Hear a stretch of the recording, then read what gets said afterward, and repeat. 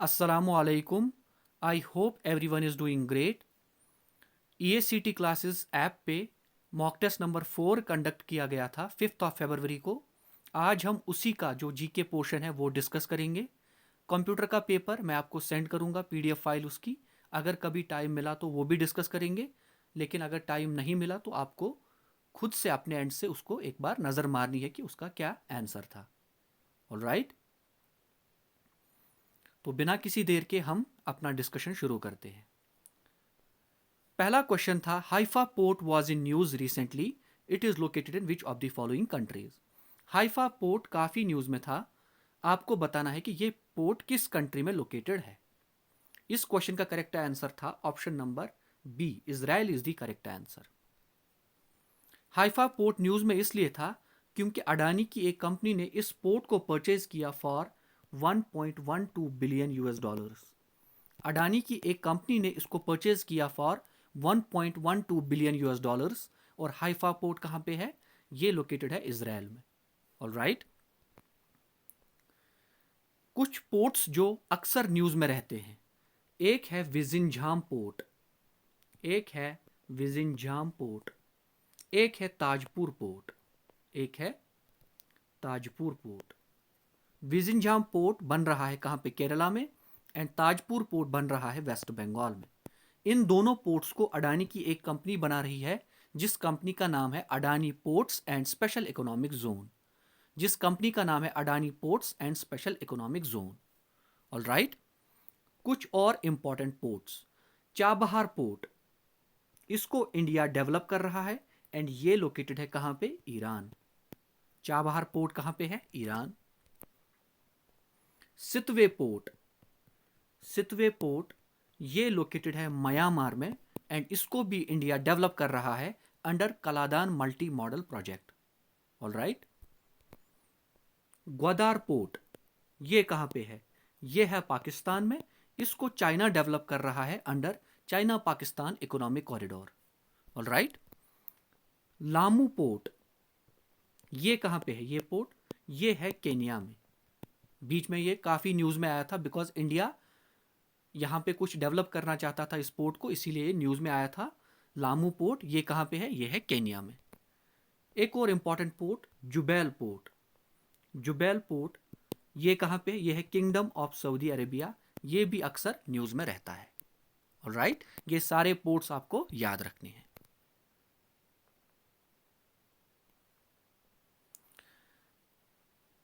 Match the following. Left side पे हैं 4 important rivers and right side पे कुछ कंट्रीज हैं, कुछ कॉन्टिनेंट्स हैं एंड हमें इन रिवर्स को अपनी कंट्री या अपने कॉन्टिनेंट के साथ मैच करना है। चलिए मैच करते हैं। रिवर मुरे, it is an important river of Australia. Danube River is an important river of Europe. Yukon River flows in Alaska, North America, and Indigirka River flows in Russia. एक बार फिर से, river Murray Australia, Danube river Europe, Yukon river North America and Indigirka river Russia. Alright, कुछ और important rivers भी आपको याद करने हैं। एक है Volga river, Volga river it is the longest river of Europe as well as Russia. Longest river of Europe and Russia is Volga River, and Volga River drains into Caspian Sea. Danube River, Danube River drains into Black Sea. Danube River drains into Black Sea. All right. Russia के कुछ important rivers, अभी मैंने बोला एक Volga river, एक है ऑब river, एक है येनिसे रिवर, एक है लेना रिवर एंड एक है Indigirka river. 5 important rivers of Russia: Volga river, Ob river, Yenisei river, Lena river and Indigirka river. अब आप इनको कैसे याद करोगे? आप मेरे साथ एक ट्रिक याद कीजिए, VOYLI, VOYLI, acronym for remembering the important rivers of Russia: Volga river, Ob river, Yenisei river, Lena river and Indigirka river. These are 5 important rivers of Russia. Alright, यानी कि इस क्वेश्चन का आंसर था option number C. Alright,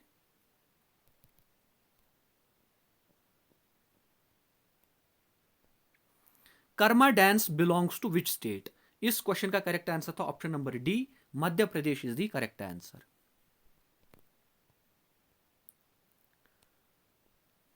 Early Desire, Lucas, William Bartlett and Conference are the four high density varieties of which of the following fruits introduced by Sher-e Kashmir University of Agricultural Sciences and Technology.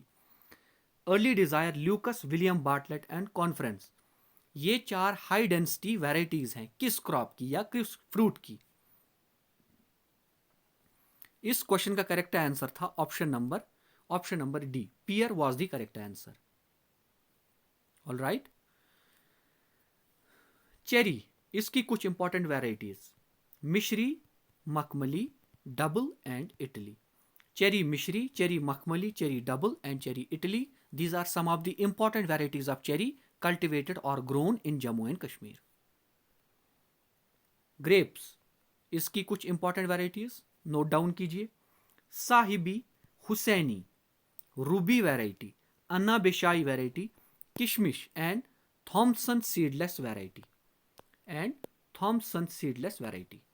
Sahibi, Husaini, Ruby, Anab-e-Shahi, Kishmish and Thompson seedless variety. These are some of the important varieties of grapes grown in Jammu and Kashmir. All right. And there is a village in Gandarbal that goes by the name of Repora. Repora is famous for grapes. Repora in Gandarbal, it is a village and it is famous for grapes. All right. Apple की कुछ important varieties: Delicious, Golden Delicious, Maharaji, Ambri, Hazratbal, American Trel, M9, Bulgarian, etcetera. Right.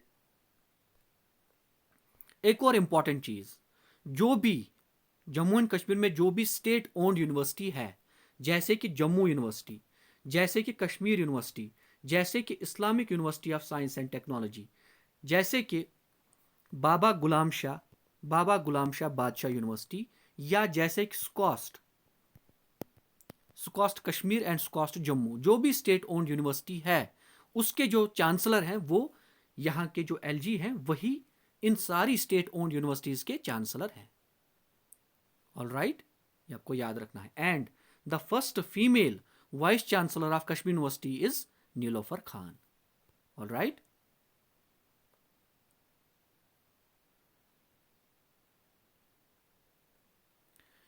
Ethnic food festival Mamani is celebrated in which of the following states or union territories of India? Ethnic food festival Mamani किस state या union territory में celebrate किया जाता है? इस question का correct answer है option number C, Ladakh is the correct answer. Alright. Ladakh के रिलेटेड रिसेंटली एक न्यूज आई थी. वो न्यूज क्या है? वो न्यूज ये है कि Yaya Tso will be the first biological heritage site of Ladakh. Yayaso will be the first biological heritage site of Ladakh, जहां पे जो threatened plants and animals हैं उनको यहां पे प्रोटेक्ट किया जाएगा. इसको डिक्लेयर किया जाएगा as the first biological heritage site of Ladakh. Alright. ये आपको याद रखना है, बहुत ही इंपॉर्टेंट है.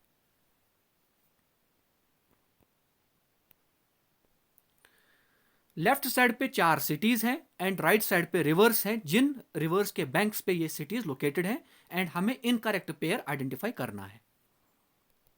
अयोध्या सरयू सही, उज्जैन शिप्रा बिल्कुल करेक्ट, कानपुर कोसी बिल्कुल गलत, हरिद्वार गंगा बिल्कुल सही. दैट मीन्स इस क्वेश्चन का करेक्ट आंसर था ऑप्शन नंबर बी, यानी कि 3. जो थर्ड यहां पे ऑप्शन है यही गलत है. इंपॉर्टेंट सिटीज इंडिया की वो किस रिवर बैंक पे लोकेटेड है वो भी आपको याद होना चाहिए. जैसे कि अगर मैं लिखूं यहां पे गुवाहाटी, आपको पता होना चाहिए कि it is located on the banks of river Brahmaputra. Agra, it is located on the banks of river Yamuna. Delhi, it is located on the banks of Yamuna. Hyderabad, it is located on the banks of river Musi. Lucknow, it is located on the banks of river Gomati. Srinagar, it is located on the banks of river Jhelum, and Jammu is located on the banks of river Tavi. ऐसे ही सारे important cities आपको याद करनी है. Ahmedabad, it is located on the banks of river Sabarmati.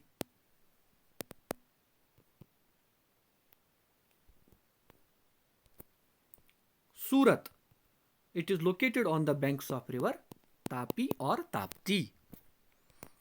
एक और important चीज, Kanpur, Varanasi, Haridwar and Patna.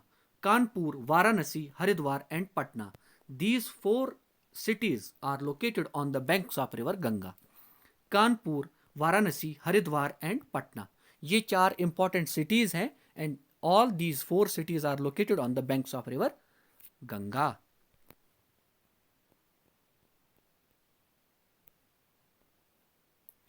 Permanent settlement introduced by lord Cornwallis in Bengal was known as. Permanent settlement जो इंट्रोड्यूस किया था लॉर्ड कॉर्नवालिस ने, कहां पे? बंगाल में. आपको बताना है कि उसका नाम क्या था. इस क्वेश्चन का करेक्ट आंसर था option number C, zamindari system is the correct answer. ऐसे समझिए आप इसको. मेरी ड्राइंग बहुत खराब है, उसके लिए पहले ही माफी. यह है सदर्न इंडिया. यहां पे था रयतवारी सिस्टम. यह है बंगाल का एरिया. यहां पे था जमींदारी सिस्टम. एंड जो नॉर्थ वेस्टर्न पोर्शन है इंडिया का, यहां पे था Mahalwari system. North western India में था महलवारी सिस्टम, सदर्न इंडिया में था रयतवारी सिस्टम, एंड जो बंगाल का एरिया था यहां पे था जमींदारी सिस्टम. अब इनमें डिफरेंस क्या था?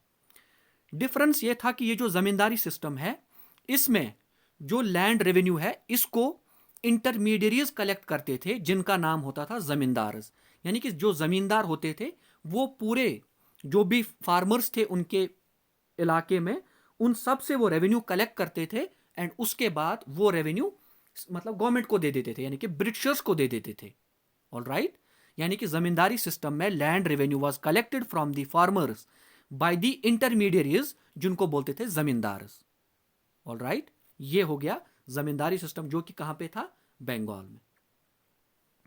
रयतवारी सिस्टम क्या था? रयतवारी सिस्टम ये था साउथ इंडिया में, एंड इसमें था, इसको डिवाइस किया था किसने? Alexander Reed and Thomas Munro. Alexander Reed and Thomas Munro. इसमें क्या होता था? रयतवारी सिस्टम में हर कोई फार्मर जाता था सरकार के पास, यानी कि ब्रिटिशर्स के पास, और वो टैक्स या लैंड रेवेन्यू भर के आ जाता था. यानी कि रयतवारी सिस्टम में land revenue was paid by the farmers directly to the state. All right. Mahalwari system, इसको किसने इंट्रोड्यूस किया? इसको इंट्रोड्यूस किया हॉल्ट मैकेंजी. इसको इंट्रोड्यूस किया हॉल्ट मैकेंजी. एंड इसमें क्या होता था? इसमें होता यह था कि जो विलेज का हेडमैन होता था वो कलेक्ट करता था रेवेन्यू फ्रॉम द फार्मर्स. उसके बाद वो जाके ब्रिटिशर्स को सौंप देता था वो लैंड रेवेन्यू. यानी कि महलवारी सिस्टम में land revenue was collected by the headman from the farmers. All right. ये आपको याद रखना है, इनमें डिफरेंस क्या है और ये कहां कहां पे ये तीन सिस्टम थे. आई होप ये आपको समझ आ गया होगा. जमींदारी सिस्टम में इंटरमीडिएट्स कलेक्ट करते थे land revenue from the farmers, उनको बोलते थे इंटरमीडिएट्स को जमींदार, और फिर वो जाके वो रेवेन्यू गवर्नमेंट को दे देते थे. रयतवारी सिस्टम में हर कोई फार्मर अकेले जाता था, एक एक फार्मर, एंड वो रेवेन्यू जमा करके आ जाता था सरकार के पास. महलवारी सिस्टम में जो विलेज का हेडमैन होता था वो रेवेन्यू कलेक्ट करता था फ्रॉम द फार्मर्स, उसके बाद वो जाके गवर्नमेंट को दे देता था वो रेवेन्यू. All right.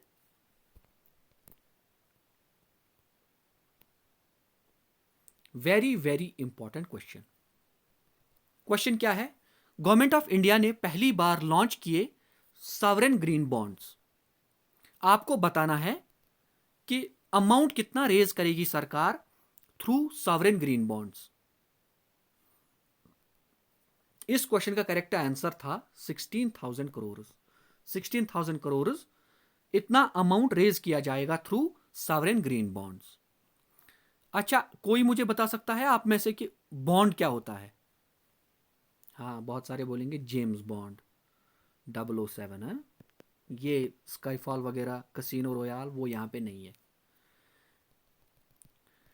बॉन्ड को आप ऐसे समझिए, बॉन्ड होता है एक डेट इंस्ट्रूमेंट. बॉन्ड क्या होता है?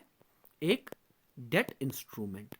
डेट इंस्ट्रूमेंट का मतलब होता है कि अगर सरकार को कभी पैसे चाहिए होंगे, वो तो उसके पास बहुत सारे ऑप्शंस हैं. वो बैंक से भी पैसा ले सकती है, मतलब एज ए लोन। एक और ऑप्शन उसके पास होता है कि वो बॉन्ड इशू कर सकती है। गवर्नमेंट बॉन्ड इशू कर सकती है। बॉन्ड क्या होता है? एक डेट इंस्ट्रूमेंट। एक डेट इंस्ट्रूमेंट, ये मान लो ये एक पेपर है, इसको बोलते हैं बॉन्ड। सरकार ने बोला कि आप हमें पैसे दे दीजिए। फॉर एग्जाम्पल, इसने एक बॉन्ड का मिनिमम वैल्यू रखा, कितना? मिनिमम डिनोमिनेशन एक बॉन्ड का रखा 1000 रुपीज। 1000 रुपीज। आपने 3 बॉन्ड खरीदे, यानी कि आपने कितना पे किया? 3000 रुपीज। अब आपको क्या फायदा होगा? आपको फायदा यह होगा कि इस बॉन्ड पे एक कूपन होता है। कूपन मतलब इंटरेस्ट रेट। मान लो इस बॉन्ड की कूपन है, इस बॉन्ड का कूपन है 5%। दैट मीन्स अगर इस बॉन्ड का जो टेन्योर होगा 3 साल होगा, 4 साल, 5 साल, 5 साल के बाद आपको प्रिंसिपल अमाउंट अपना वापस मिलेगा, और जितना इंटरेस्ट एक्यूमुलेट हुआ होगा इन 3 सालों में वो भी आपको मिलेगा। All right. सरकार को क्या फायदा है? सरकार को फायदा यह है कि टाइम पे उसको पैसा मिलता है, और वो इंफ्रास्ट्रक्चर प्रोजेक्ट या जिसके लिए भी वो बॉन्ड का यूज कर रहे हैं, जिसके लिए वो पैसा रेज कर रहे हैं, उसके लिए उनका पैसा भी रेज होगा, पैसा उनको भी अवेलेबल होगा, और आपको कुछ टाइम बाद इंटरेस्ट भी मिलेगा। यानी कि दोनों का फायदा होता है। अब ये सॉवरेन ग्रीन बॉन्ड क्या होता है? सॉवरेन ग्रीन बॉन्ड का मतलब होता है, ग्रीन बॉन्ड का मतलब होता है कि कोई ऐसा बॉन्ड जिससे अगर पैसा अगर उस बॉन्ड से रेज किया जाता है, तो वो पैसा सिर्फ ऐसे प्रोजेक्ट्स में इन्वेस्ट किया जाता है जो एनवायरमेंट फ्रेंडली प्रोजेक्ट्स हो, यानी कि क्लीन प्रोजेक्ट्स हो, जो पोल्यूशन ना फैलाए। ऑल राइट, इसीलिए इनको बोलते हैं ग्रीन बॉन्ड्स।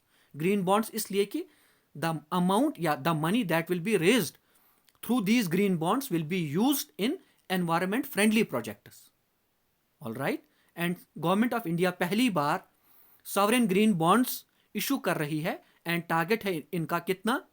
इनका टारगेट है 16,000 करोड़ रुपीज रेज करना। All right. और ये बॉन्ड इनकी ऑक्शनिंग कौन करेगा, मतलब बेचेगा कौन इनको? Reserve bank of India. All right, ये आपको याद रखना है, बहुत ही इंपॉर्टेंट न्यूज है। एक और इंपॉर्टेंट न्यूज वो भी आपको याद रखनी है। स्टेट बैंक ऑफ इंडिया ने पिछले साल दिसंबर में 10,000 करोड़ रुपीस रेज किए थे वाया इंफ्रास्ट्रक्चर बॉन्ड। यानी कि स्टेट बैंक ऑफ इंडिया ने इंफ्रास्ट्रक्चर बॉन्ड इशू किए थे। अब देखो यहां पे भी बॉन्ड की बात आ गई। अब यहां पे ये इंफ्रास्ट्रक्चर बॉन्ड है, इसका मतलब स्टेट बैंक ऑफ इंडिया जो भी पैसा इंफ्रास्ट्रक्चर बॉन्ड से उठाएगी मार्केट से, वो पैसा सिर्फ इंफ्रास्ट्रक्चर प्रोजेक्ट्स को फंड करने में यूटिलाइज होगा। यानी कि ये एक स्पेसिफिक काम के लिए यूज होगा, ये पैसा जो इस बॉन्ड के, इंफ्रास्ट्रक्चर बॉन्ड के थ्रू रेज किया जाएगा। स्टेट बैंक ऑफ इंडिया ने पिछले साल दिसंबर में 10,000 करोड़ रुपीस रेज किए थे via infrastructure bonds. All right. और ये बॉन्ड 10 साल के थे, यानी कि इनकी मैच्योरिटी 10 इयर्स की थी। All right. एंड इनका कूपन कितना था? 7.51%। इनका कूपन था 7.51%। कूपन मतलब रेट ऑफ इंटरेस्ट, यानी कि 10 साल बाद जिसने जितने बॉन्ड खरीदे होंगे उनको 7.5% इंटरेस्ट भी मिलेगा। All right. एक और न्यूज आई थी हाल ही में, वो न्यूज क्या है? न्यूज ये है कि स्टेट बैंक ऑफ इंडिया ने दूसरी बार इंफ्रास्ट्रक्चर बॉन्ड्स इशू किए और मार्केट से कितना पैसा उठाया? 9,718 करोड़। 9,718 करोड़। लेकिन इस टाइम पे ये बॉन्ड कितने साल के लिए है? 15 ईयर्स के लिए। एंड कूपन कितना है? 7.70%। ऑल राइट, एक बार मैं फिर से आपको बता देता हूं। स्टेट बैंक ऑफ इंडिया ने मार्केट से पहले पैसा उठाया 10,000 करोड़। 10,000 करोड़। एंड कूपन कितना था? 7.51%, 10 साल के लिए। उसके बाद फिर से इंफ्रास्ट्रक्चर बॉन्ड्स की हेल्प से 9,718 करोड़ रुपीस पैसा मार्केट से रेज किया। कूपन कितना था? 7.70%। एंड कितने साल के लिए? 15 ईयर्स के लिए। 15 ईयर्स के लिए। ऑल राइट, आई होप ये आपको न्यूज समझ आ गई होगी। अब जिसको लगता है कि ये बैंक की न्यूज है, ऐसे क्वेश्चन एग्जाम में नहीं आएंगे, ठीक है भाई, ये एग्जाम में नहीं आएंगे आपको। आप बस इंपॉर्टेंट क्वेश्चन स्किप करते रहना, अपनी हेल्थ को इंपैक्ट मत होने देना। 10-15 साल बाद डेफिनेटली आपका एग्जाम क्लियर हो जाएगा, कोई दिक्कत नहीं है।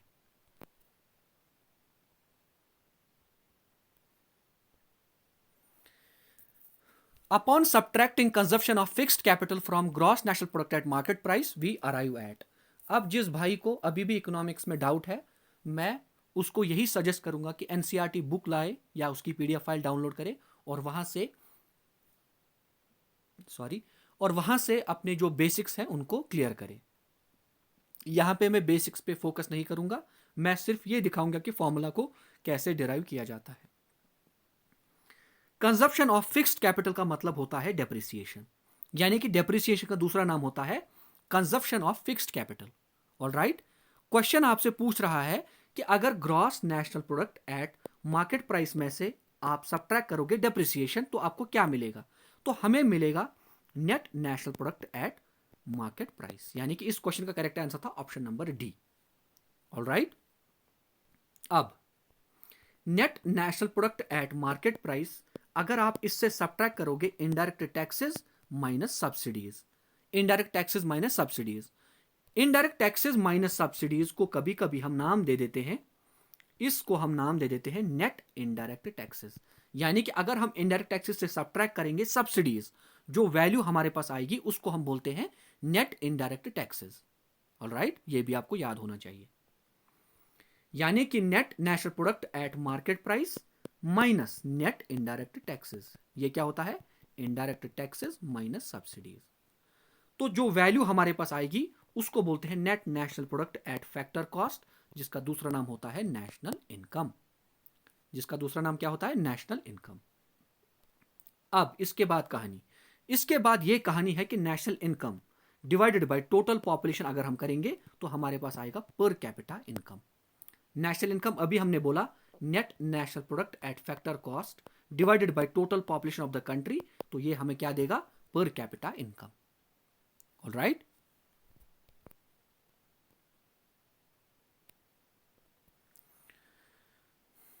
The length of the western Ghats is, western Ghats की लेंथ कितनी है?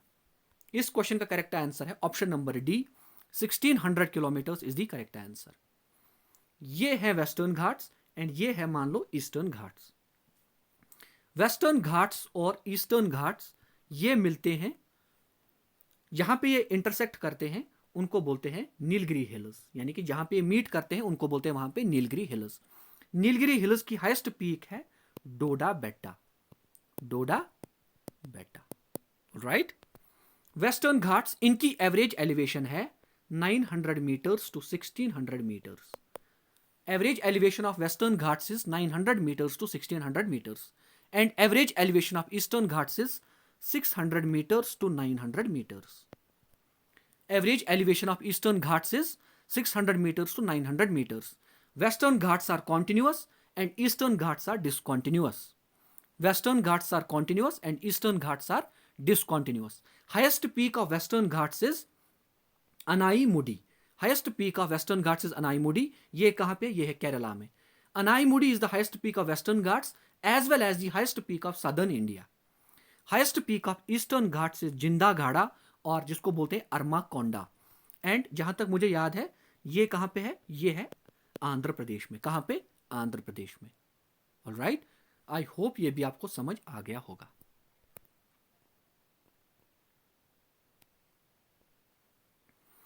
Which among the following representations shows the pyramid of number in a forest ecosystem?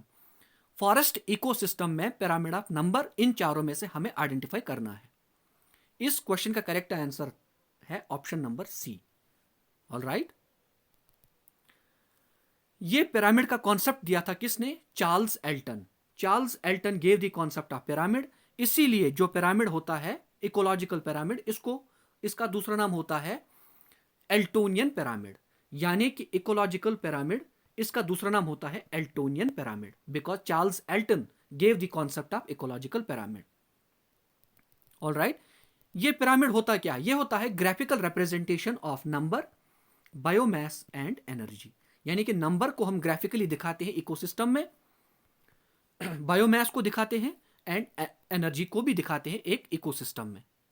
Alright, ये उसी की ग्राफिकल रिप्रेजेंटेशन होती है। अब pyramid of energy, pyramid of energy it is always upright. Pyramid of energy is always upright. Alright, यानी कि अगर हम बनाएंगे इसको ऐसे, यानी कि प्रोड्यूसर्स के पास सबसे ज्यादा एनर्जी होती है, उसके बाद प्राइमरी कंज्यूमर्स के पास कम एनर्जी होती है, सेकेंडरी कंज्यूमर्स के पास और कम एनर्जी होती है, so on and so fourth. All right, यानी कि pyramid of energy is always upright. Pyramid of number it is also upright. इसकी लेकिन दो एक्सेप्शंस भी होती हैं। एक होता है फॉरेस्ट इकोसिस्टम, एक होता है sorry parasitic ecosystem. Forest ecosystem and parasitic ecosystem, ये दो एक्सेप्शंस होती है पिरामिड ऑफ नंबर की। अब जो फॉरेस्ट इकोसिस्टम होता है, pyramid of number for forest ecosystem, यही होता है स्पिंडल शेप। अब इसकी स्पिंडल शेप क्यों होती है, ऐसे आप समझिए, ये है प्रोड्यूसर्स यानी कि ट्रीज जो फॉरेस्ट में होते हैं, प्लांट्स। प्लांट्स सपोर्ट करते हैं ज्यादा इंसेक्ट्स को। Plants support many number of insects. Plants ज्यादा इंसेक्ट्स को सपोर्ट करते हैं, कम प्लांट्स ज्यादा इंसेक्ट्स को सपोर्ट करते हैं। लेकिन ज्यादा इंसेक्ट्स कम बर्ड्स को सपोर्ट करते हैं, ज्यादा इंसेक्ट्स कम बर्ड्स को सपोर्ट करते हैं। एंड जो बर्ड्स हैं वो कम ही एनिमल्स को सपोर्ट करती हैं। ऑल राइट, ये शेप क्या बन के आ गई हमारे पास, इसको बोलते हैं स्पिंडल शेप। ऑल राइट, यानी कि pyramid of number for forest ecosystem is spindle shaped. All right, अब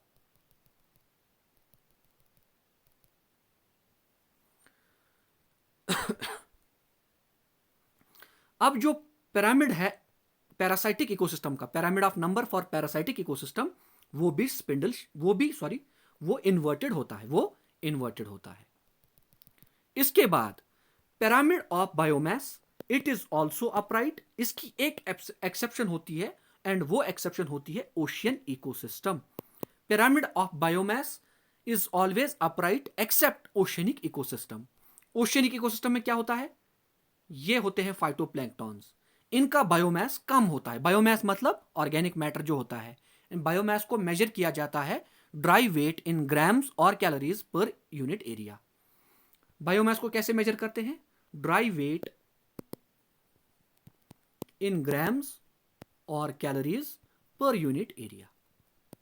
ऑलराइट, आप बस इतना याद रखिए, जो पिरामिड ऑफ बायोमास होता है ये अपराइट होता है, लेकिन इसकी एक एक्सेप्शन होती है ocean ecosystem.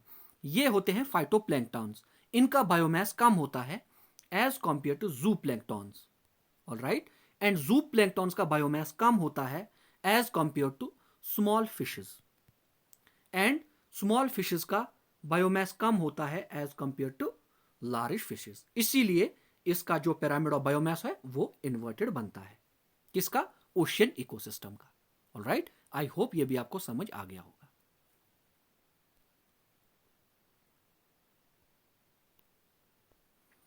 Anangtal lake is located in which of the following states और यूनियन टेरिटरीज। अनंगताल लेक कहां पे लोकेटेड है, इस क्वेश्चन का करेक्ट आंसर है option number C, New Delhi is the correct answer. Important lakes, rivers, ये आपके सिलेबस में है, ये आपको बाय हार्ट याद करना है। अगर आप कुछ भी नहीं, एटलीस्ट बेसिक्स आपको याद करके चलने हैं। Jammu and Kashmir Corps will be armed with corner shot weapon system. This weapon system has been designed and developed by Defense Research and Development Organization. लेकिन Jammu and Kashmir Police will purchase 100 pieces of corner shot weapon system from Zen Technologies. आपको बताना था कि ये Zen Technologies company कहां पे based है, यानी कि कहां पे लोकेटेड है। इस क्वेश्चन का करेक्ट आंसर था option number B, Hyderabad, Telangana. इस क्वेश्चन को मैंने लगभग 3 से 4 बार आज तक डिस्कस किया होगा। अगर अभी भी आपको ये एग्जाम में ये क्वेश्चन गलत हुआ तो आपके लिए खतरे की घंटी है, आपको काफ़ी मेहनत करने की ज़रूरत है। Alright, because there is cut throat competition. आपको अंदाज़ा भी नहीं है कि आपका कॉम्पिटिशन किन लोगों के साथ है।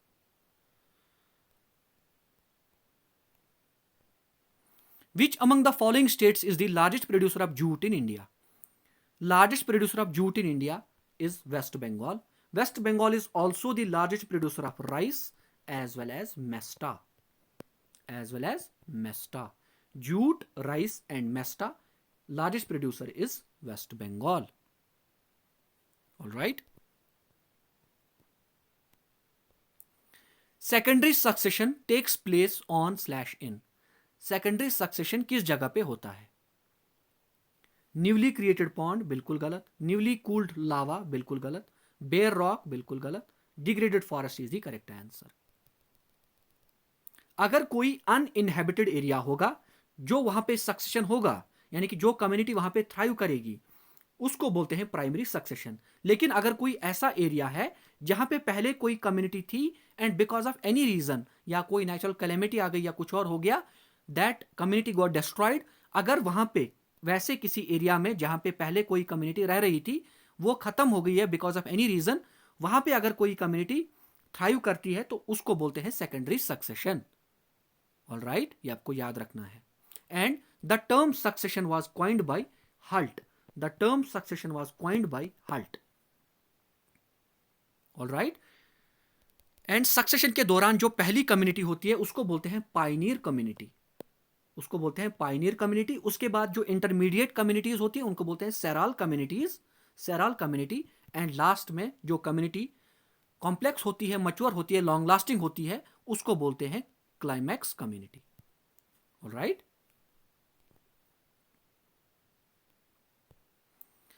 Consider the following statements about all India trade union Congress. पहला statement, it was established in 1920 by Mahadev Govind Ranade, ये गलत है। दूसरा, its first session was presided over by Lala Lajpat Rai, ये स्टेटमेंट सही है। That means option 2, only 2 is the correct answer. All India trade union Congress कब बना था? 21 ऑफ अक्टूबर 1920। कहां पे? बॉम्बे।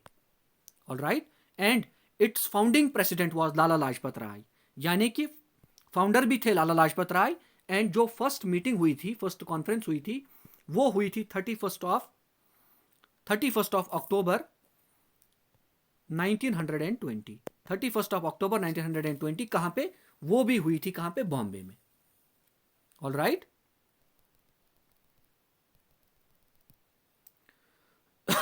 सॉरी।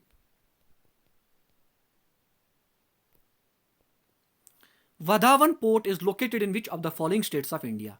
वधावन पोर्ट कहां पे लोकेटेड है? इस क्वेश्चन का करेक्ट आंसर है option number B, Maharashtra is the correct answer.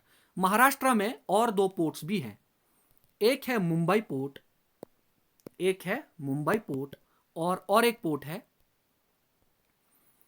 Jawaharlal Nehru port trust, Jawaharlal Nehru port trust, जिसका दूसरा नाम है नावा शेवा पोर्ट, जिसका दूसरा नाम है नावा शेवा पोर्ट। ऑलराइट, ये भी आपको याद रखना है। और आई थिंक आज सुबह ही की न्यूज़ है, आई एम नॉट श्योर आज की या कल की, न्यूज़ ये थी कि जो दिल्ली मुंबई एक्सप्रेसवे बन रहा है, इसका एक पोर्शन जो 246 किलोमीटर लॉन्ग है वो इनॉग्रेट किया गया।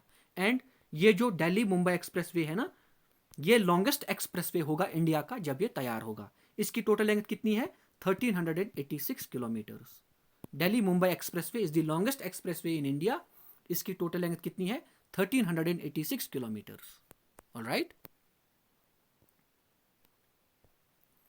Under section 58 subsection 4 of the J&K Reorganization Act 2019, the lieutenant governor shall be assisted by advisor or advisors to be appointed by। lieutenant governor shall be assisted by advisors, जिन advisors को कौन appoint करेगा? Central government. Alright, ये आपको याद रखना है, ये सीधा रीऑर्गेनाइजेशन एक्ट 2019 से क्वेश्चन लिया गया है।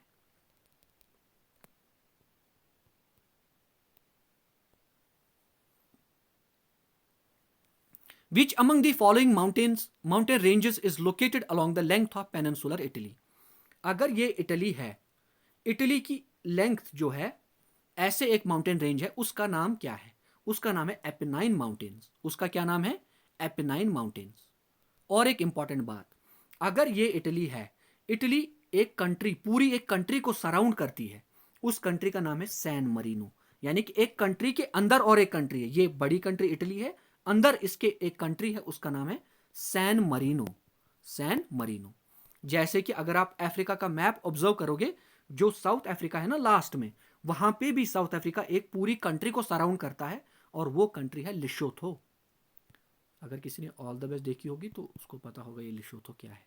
ठीक है, लिशोथो, इसको भी साउथ अफ्रीका सराउंड करता है। वैसे ही सैन मरीनो कंट्री को इटली सराउंड करता है। ऑल राइट, एक और इंपॉर्टेंट चीज, capital of Italy is Rome, and Rome में दो इंपॉर्टेंट ऑर्गेनाइजेशंस के हेडक्वार्टर हैं, एक world food programme and food and agriculture organisation. First female prime minister of Italy, उनका नाम क्या है? Giorgia Meloni, MELONI। Giorgia Meloni is the first female prime minister of Italy. Alright, परसों की या कल की news, I am not sure, जो मोल्डोवा है ना, मोल्डोवा ये भी एक यूरोपियन कंट्री है। मोल्डोवा, इसकी जो प्राइम मिनिस्टर है ना, उनका नाम था Natalia, and she stepped down. Natalia, prime minister of Moldova, she stepped down. And Moldova की कैपिटल क्या है? मोल्डोवा की कैपिटल है Chisinau, CHISINAU। Capital of Moldova is Chisinau. ये जो यूराल माउंटेन्स हैं, यूराल माउंटेन्स क्या है? ये यूरोप एंड एशिया को सेपरेट करते हैं। मतलब ये यहां पे है यूरोप, यहां पे है एशिया, यानी कि Ural mountains separate Europe from Asia. Alright, Pyrenees का हमने देखा है, ये आइबेरियन पेनिनसुला को सेपरेट करती हैं from Pyrenees mountain range, they separate Iberian peninsula from rest of the Europe. और ये कार्पेथियन माउंटेन रेंज माउंटेन्स, ये भी कहां पे है? ये भी यूरोप में है। Shreya Gupta हेल्स from Jammu district, she is associated with which of the following sports? Shreya Gupta Jammu district से बिलोंग करती है, आपको बताना है कि ये किस स्पोर्ट से एसोसिएटेड है। इस क्वेश्चन का करेक्ट आंसर है option number D, fencing is the correct answer. 4 important players आपको याद होने चाहिए जो फेंसिंग से एसोसिएटेड है। श्रेया गुप्ता, विशाल थापर, मयंक शर्मा एंड जावेद अहमद चौधरी। श्रेया गुप्ता, विशाल थापर, मयंक शर्मा एंड जावेद अहमद चौधरी, ये 4 इंपॉर्टेंट प्लेयर्स, ये सारे जम्मू एंड कश्मीर से बिलोंग करते हैं, and they are all associated with fencing. Fencing मतलब तलवारबाजी। Shreya Gupta, Vishal Thapar, Mayank Sharma and Javed Ahmed Chaudhary, they all are associated with fencing.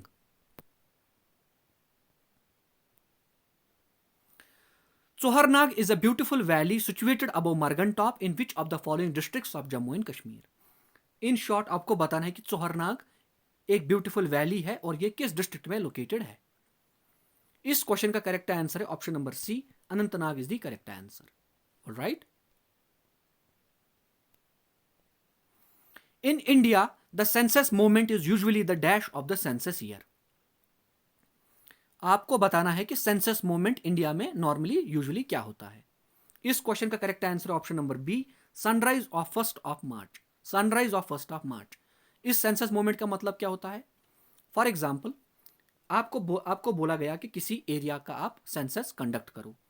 आपने 3-4 आदमियों को वहां पे भेजा और आपने बोला कि सर यहां पे आबादी है 1000, लेकिन जब तक आपने ये रिपोर्ट कंपाइल की, आपको 10-15 दिन लगे रिपोर्ट कंपाइल करने में, तब तक यहां पे 40 लोग मर गए और यहां पे 200 बेबीज, वो भी उनकी भी बर्थ हुई।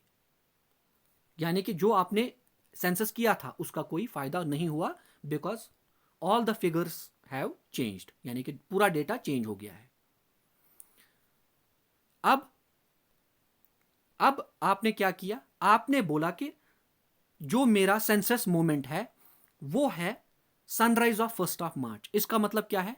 इसका मतलब है कि जो 1 मार्च जब सुबह सनराइज होगा, उससे पहले जिसकी डेथ हुई, सनराइज ऑफ 1 मार्च से पहले जिसकी डेथ हुई, एंड सनराइज ऑफ 1 मार्च के बाद जिसका जन्म हुआ, जिसकी बर्थ हुई, इन दोनों को मैं इस सेंसस से एक्सक्लूड करता हूं।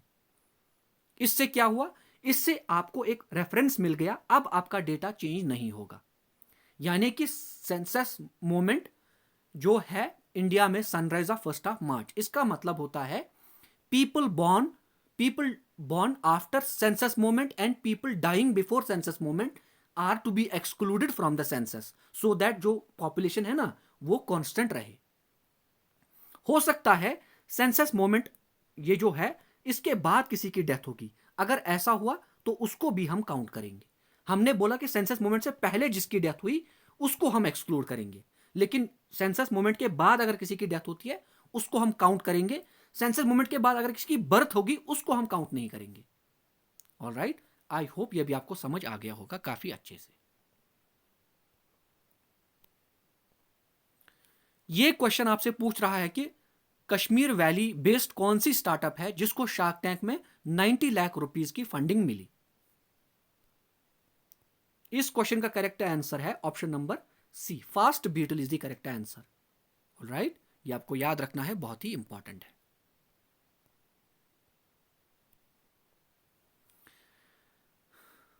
To meet the demand of higher education, Amar Singh technical school was established in Srinagar during the reign of Maharaja Pratap Singh in the year.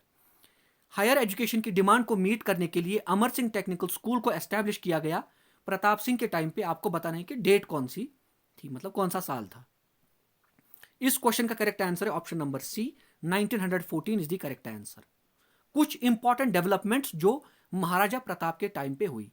पहली चीज जो आपको याद रखनी है, इनका रेन स्टार्ट होता है 1885 से 1925 तक।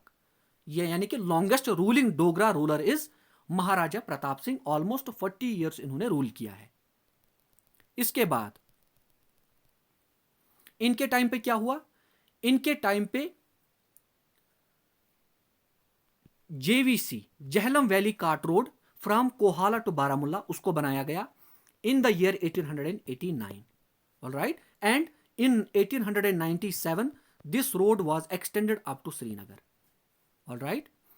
Banihal Cart Road, Banihal Cart Road was also constructed during his reign. 1915 में इसकी कंस्ट्रक्शन कंप्लीट हुई and it was thrown open to the public in the year 1922. All right. SP college Srinagar में इनके time पे ही बना इन द ईयर 1905. जम्मू में बना Prince of Wales college in the year 1907. All right. Higher education की demand को meet करने के लिए अमर सिंह टेक्निकल स्कूल बना कहां पे, श्रीनगर में 1914 में। And Shri Pratap technical institute बना जम्मू में इन the year 1924. In the year 1924. All right, ये सारी चीजें आपको याद रखनी है, काफी इंपॉर्टेंट है। एंड जो ये महाराजा प्रताप सिंह है ना, इनकी डेथ कहां पे हुई, मीरपुर, जो कि है कहां पे, मीरपुर है पाकिस्तान एडमिनिस्ट्रेटेड कश्मीर, जिसको इंडिया बोलता है पाकिस्तान ऑक्यूपाइड कश्मीर। इनकी डेथ हुई यहीं पे, कहां पे, मीरपुर। ये क्वेश्चन आपसे पूछ रहा है कि इंडिया और इजिप्ट के बीच पहली मिलिट्री एक्सरसाइज रिसेंटली राजस्थान में कंडक्ट हुई। आपको बताना है कि उस मिलिट्री एक्सरसाइज का नाम क्या है। इस क्वेश्चन का करेक्ट आंसर था option number D, cyclone is the correct answer. All right, यानी कि cyclone is first military exercise between India and Egypt. उसके बाद अल नजा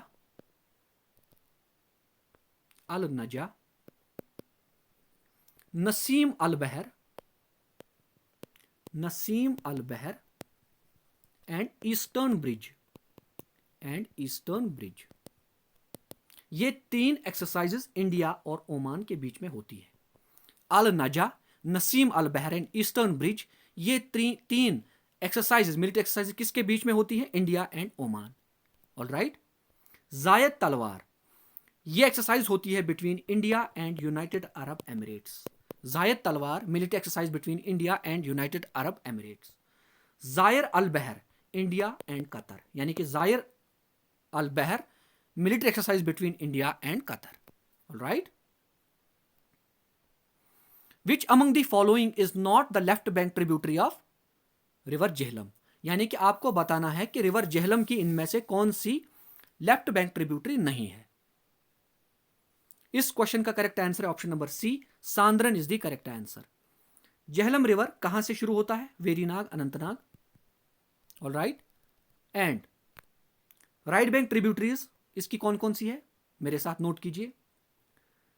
सांद्रन, Bringi, Lidder, Arpal, Sindh, Pohru, Erin and Madhumati.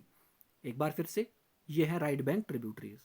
सांद्रन, Bringi, Lidder, Arpal, Sindh, Pohru, Erin and Madhumati, these are the important right bank tributaries of Jhelum river.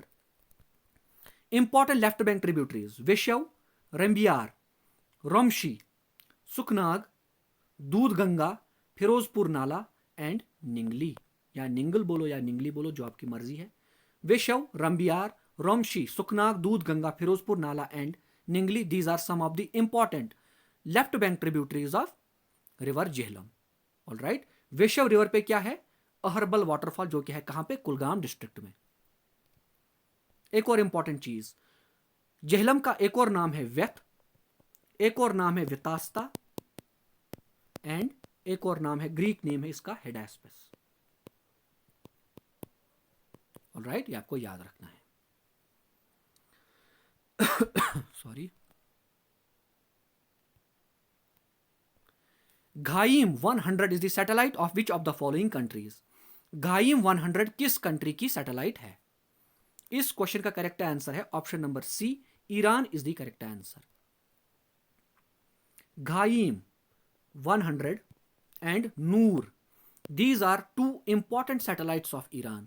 घाइम 100 भी satellite है and नूर भी satellite है, किसकी? ईरान की। जुलजना, जुलजना ये क्या है? ये रॉकेट है, या जिसको बोलते हैं सैटेलाइट लॉन्च व्हीकल, ये भी है किसका? ईरान का। जुलजना भी है ईरान का।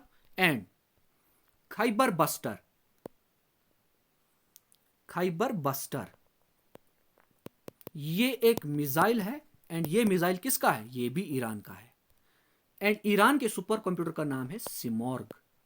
ईरान के सुपर कंप्यूटर का नाम क्या है? सिमोर्ग। यानी कि Ghaem 100 and Noor are the important satellites of Iran. Zuljanah is the name of rocket of Iran. Khyber Buster is a missile of Iran, and Simorgh is the name of supercomputer of Iran. Who among the following saints of Jammu and Kashmir is also known by the name of Sultanul Arifin? इन चारों cents में से आपको बताना है कि किसका दूसरा नाम था सुल्तानुल आरिफीन। इस क्वेश्चन का करेक्ट आंसर है option number D, Makhdoom Sahib is the correct answer. इनका और एक नाम है महबूबुल आलम। इनका और एक नाम क्या है? महबूबुल आलम। और इनकी श्राइन कहां पे है? रैनावारी श्रीनगर, रैनावारी श्रीनगर। नुंदरेशी, इनको बोलते हैं अलमदार कश्मीर या शेख नूरुद्दीन नूरानी अलैहि रहमा, या इनको बोलते हैं शेखुल आलम अलैहि रहमा। और इनकी श्राइन कहां पे है? इनकी श्राइन है चिरारी शरीफ बडगाम। इनकी श्राइन है चिरारी शरीफ बडगाम। मीर सैयद अली हमदानी, इनको बोलते हैं अमीर कबीर। इनको बोलते हैं अमीर कबीर। और एंड इनकी मतलब इनके ऑनर में एक श्राइन बनाई थी सुल्तान सिकंदर ने, और उस श्राइन का नाम है खानकाए मोल्ला। ये भी है श्रीनगर में, on the banks of river Jhelum.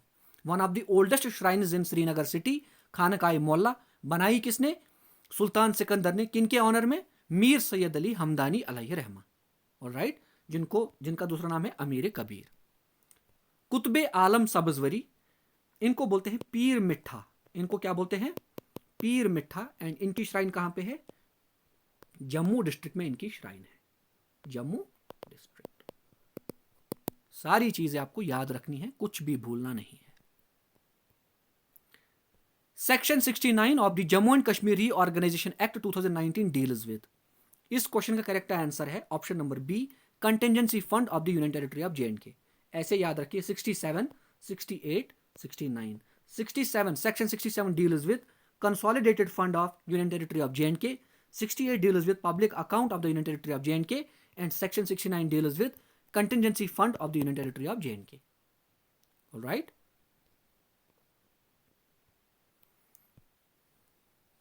Last question वो क्या है?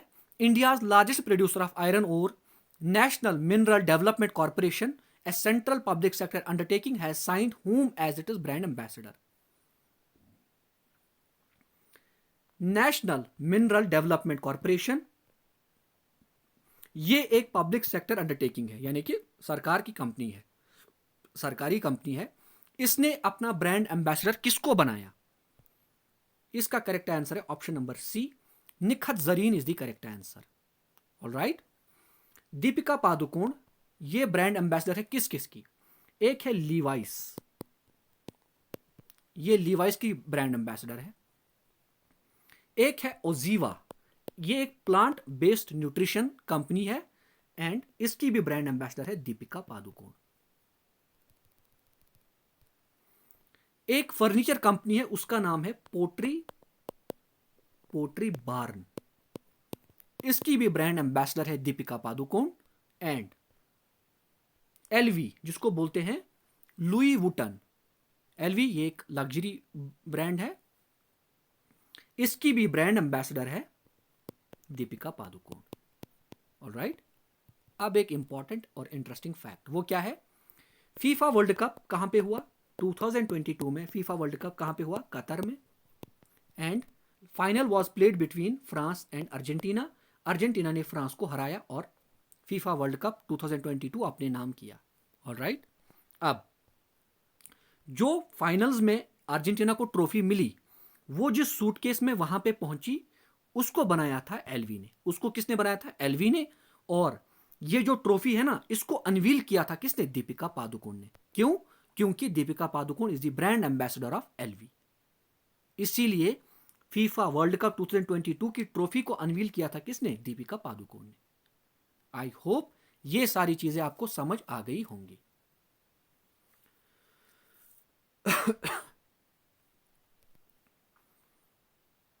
आज हमने 30 क्वेश्चन डिस्कस किए जो हमने मॉक टेस्ट 4 में आपसे पूछे थे। आपको लगा कि जीके बहुत डिफिकल्ट मैंने डाली थी, बट मुझे लगता है कि मैंने ना ज़्यादा डिफिकल्ट डाली थी ना ज़्यादा इजी डाली थी, बिल्कुल मॉडरेट जीके डाली थी। इसमें अगर आपके 20 से 22 के बीच में मार्क्स आए हैं तो मुझे लगता है कि काफ़ी अच्छे मार्क्स हैं। 22 प्लस ऑफकोर्स अच्छे ही हैं, बहुत ही अच्छे मार्क्स हैं, लेकिन एनीथिंग बिलो 20 वो थोड़ी चिंता की बात है। जिसके भी 20 के कम आए हैं मुझे लगता है उसको और ज़्यादा मेहनत की ज़रूरत है। जिसके 22 या 23 या 24 आए थे या 21 भी आए थे, they are going pretty good, उनको बस रिवाइज करने की ज़रूरत है। ऑलराइट, टेक केयर दोस्तों, बहुत जल्द हमारी मुलाकात होगी किसी और वीडियो में। तब तक के लिए फ़ी अमानिल्लाह।